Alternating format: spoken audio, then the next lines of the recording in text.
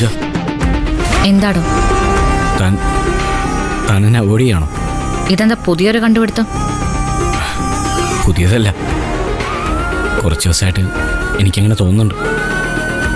അതിനിപ്പോൾ എനിക്കൊന്നും ചെയ്യാൻ പറ്റില്ല. തൻ്റെ തോന്നലുകൾ തൻ്റേത് മാത്രമല്ലേ? എന്നു മുതല അങ്ങനൊരു തീർപ്പുണ്ടായത്? ഞാൻ ഇന്നുവരെ ചിന്തിച്ചിട്ടുള്ളത് തന്നെക്കുറിച്ച് മാത്രമാണ്. തനിക്ക് വേണ്ടി മാത്രമാണ് ഞാൻ ജീവിച്ചത്. വേണ്ടിയിരുന്നില്ല എന്ന് തോന്നുന്നുണ്ടോ? അങ്ങനെ ഞാൻ പറയില്ല, ചിന്തിക്കുക പോലും ചെയ്തിട്ടില്ല. അപ്പൊ പിന്നെ കഴിഞ്ഞില്ലേ പ്രശ്നം? കഴിഞ്ഞിട്ടില്ല. അവിടെ നിന്നാണ് പ്രശ്നങ്ങൾ ആരംഭിക്കുന്നത്. ഞാൻ തന്നെ മനസ്സിലാക്കുന്ന പോലെ താൻ എന്നെ മനസ്സിലാക്കുന്നില്ല എന്ന് ഞാൻ പറഞ്ഞാൽ തനിക്ക് സങ്കടമാവും. തീർച്ചയായും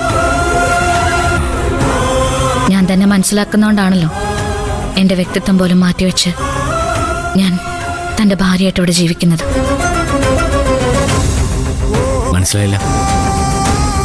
ഇതിലിപ്പോ പ്രത്യേകിച്ച് മനസ്സിലാക്കാനൊന്നുമില്ല. ജീവിക്കാൻ ഒരു കൊതിയില്ലാത്ത എന്നെ ജീവിക്കാൻ പ്രേരിപ്പിക്കുന്ന താനല്ലേ. അപ്പൊ പിന്നെ അതിന്റെ അർത്ഥം എന്താ? ഞാൻ തന്നെ മനസ്സിലാക്കുന്നു എന്നല്ലേ? താൻ എന്നെ ധർമ്മസങ്കടത്തിലാക്കരുത്. തിരിച്ചും അത് തന്നെ തന്നോട് എനിക്ക് പറയാനുള്ളത്. എന്നെ ധർമ്മസങ്കടത്തിലാക്കരുത്.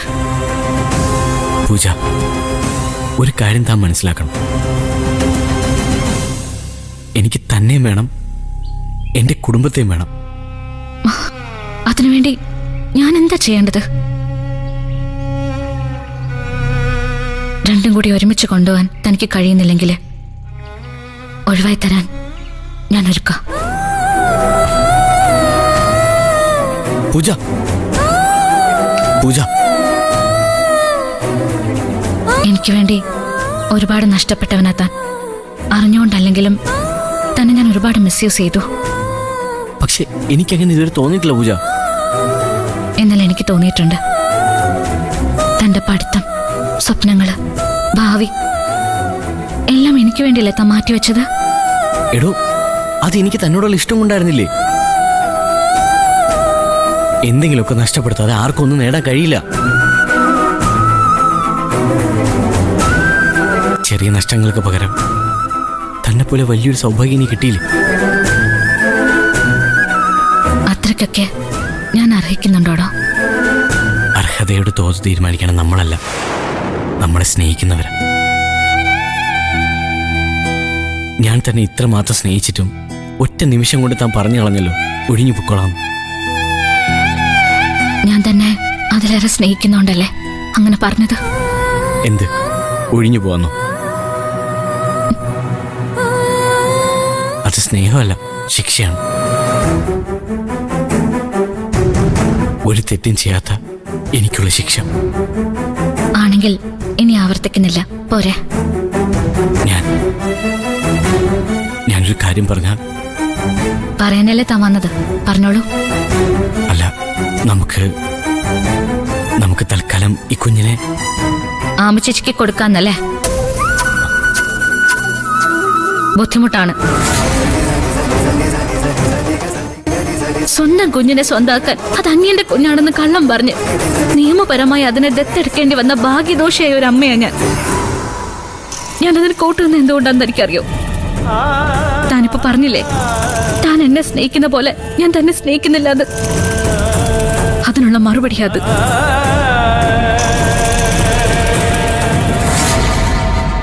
ഞാൻ തന്നെ സ്നേഹിക്കുന്നതുകൊണ്ട് മാത്രം, മനസ്സിലാക്കുന്നതുകൊണ്ട് മാത്രം, ഒരിക്കലും തന്നെ നഷ്ടപ്പെടരുതെന്ന് ആത്മാർത്ഥമായിട്ട് ആഗ്രഹിക്കുന്നതുകൊണ്ട് മാത്രം അങ്ങനെ ഒരു തരംതാണ് എഗ്രിമെന്റിന് കൂട്ടുനിന്നത്. പക്ഷേ ഇനി ഈ കുഞ്ഞിന്റെ പേരിൽ അരുതാത്ത എന്തെങ്കിലും ഒരു സംസാരം തന്റെ ഭാഗത്തുനിന്നുണ്ടായാൽ ആദി എനിക്ക് തീരുമാനങ്ങൾ തിരുത്തേണ്ടി വരും. പൂജ, തന്നെക്കാൾ കൂടുതൽ ഞാൻ എന്റെ കുഞ്ഞിനെ സ്നേഹിക്കുന്നോണ്ടല്ല, താൻ എനിക്ക് തന്ന വാക്ക് പാലിക്കാതെ പോകുന്നോണ്ടാ. സ്നേഹം എന്ന വാക്കിന് പ്രണയം എന്നൊരർത്ഥം മാത്രമല്ല ഉള്ളത്. വിശ്വാസം എന്നുകൂടി ഒരർത്ഥമുണ്ട്. ഞാൻ തന്നെ വിശ്വസിച്ചു. എന്നെക്കാളേറെ.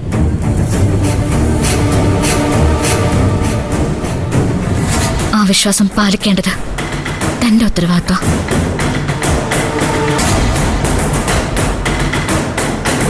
അത് നഷ്ടപ്പെട്ട ഒരാണിന്റെ കൂടെ ജീവിക്കാൻ ആത്മാഭിമാനമുള്ള ഏതൊരു പെണ്ണിനും ബുദ്ധിമുട്ടാവും.